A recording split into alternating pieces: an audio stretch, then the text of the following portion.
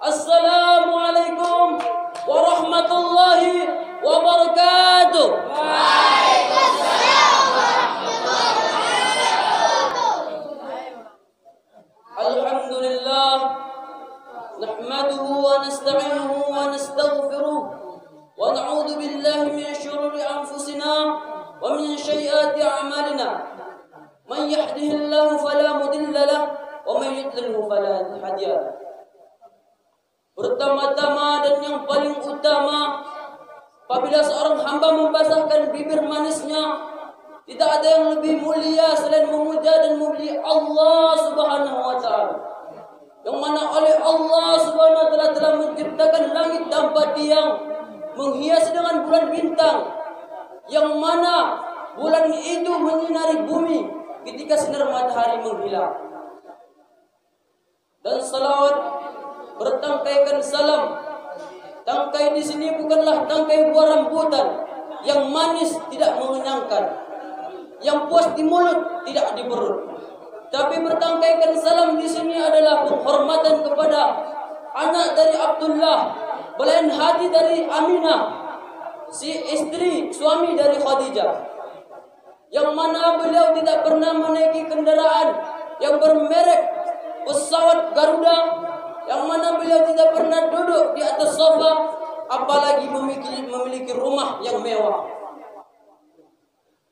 Siapakah beliau? Beliau adalah of the king, raja dari atas raja. Siapakah beliau? Beliaulah Nabi besar kita Muhammad sallallahu alaihi wasallam. Yang mana beliau sudah merubah akhlak kita. Dari dulu akhlaknya yang tidak bisa minum kecuali dengan air busuk nira, yang tidak bisa hidup kecuali dengan pertumpahan darah, kepada zamannya yang berakhlak mulia, yang satu sama lain saling mencinta, saudara dengan saudara saling sayang menyayang, saling tolong menolong.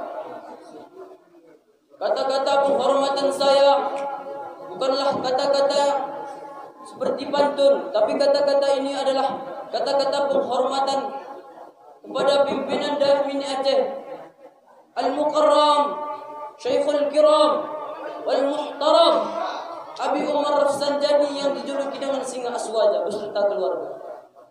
Dan tidak lupa pula kata-kata penghormatan saya kepada Ustadz wal Ustazah yang telah sudi kiranya mengajarkan kita, yang dulu kita tidak tahu apa itu halal, apa itu haram. Yang kita tahu itu semua bisa dimakan. Dan kata-kata penghormatan saya juga kepada abang-abang Osdam yang telah sudi kiranya membimbing kita, yang sudi kiranya telah mengatur kehidupan kita sehingga kita tahu apa itu peraturan kehidupan. Adapun tujuan saya berdiri di depan saudara-saudara adalah menyampaikan sebuah kata, yang kata itu akan dipatah-patahkan menjadi beberapa kata yang bertema sedekah.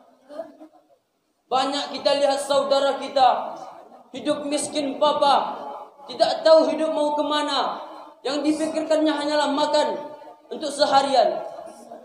Mereka tidur di bawah trotoar-trotoar, hilang suara untuk mengamen di kedai-kedai orang. Itu karena apa? Karena kita semua tidak mau menyayangi mereka, tidak mau membantu mereka, tidak mau saling menolong mereka. Apabila manusia saling sayang menyayangi, saling cinta mencintai, saling tolong menolongi, maka muka saya tidak akan nampak galang dana di Simpang 5. Muka Tengku Usman tidak akan nampak di Simpang Masjid Oman untuk tujuan untuk mencari sedekah. Tetapi sayang, sungguh sayang, zaman itu sudah berlalu, sudah jauh pergi berlalu. Sehingga pada zaman sekarang ini kita saling bertengkar gara-gara harta, tidak menyayangi sesama saudara, tidak acuh. Perlu harta sendiri. Suami bertengkar dengan istri gara-gara harta, anak membunuh ayah gara-gara harta, suami pisah dengan istrinya gara-gara harta.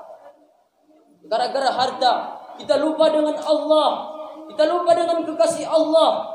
Padahal kalau bukan karena rahmat Allah, kita tidak memiliki apa-apa. Ini semua hanyalah harta Allah yang Allah titipkan kepada kita, yang Allah titipkan kepada kita untuk menjaganya. Tetapi ketika Allah menyuruh kita untuk bersedekah, tidak ada yang mau bersedekah dari kita. Hanya sedikit yang mau bersedekah. Padahal Allah Subhanahu wa taala telah jelas dalam firman-Nya menyebutkan, A'udzu billahi minasy syaithanir rajim. Bismillahirrahmanirrahim. Ya ayyuhalladzina amanu anfiqu mimma razaqnakum. Shadaqallahul azim. Wahai orang-orang yang beriman, belanjakanlah hartamu di jalan Allah. Belanjakanlah sebagian rezeki yang telah Allah berikan di jalan Allah. Dari ayat itu kita mengetahui kalau Allah Subhanahu wa taala memerintahkan kita untuk bersedekah. Padahal kalau kita mau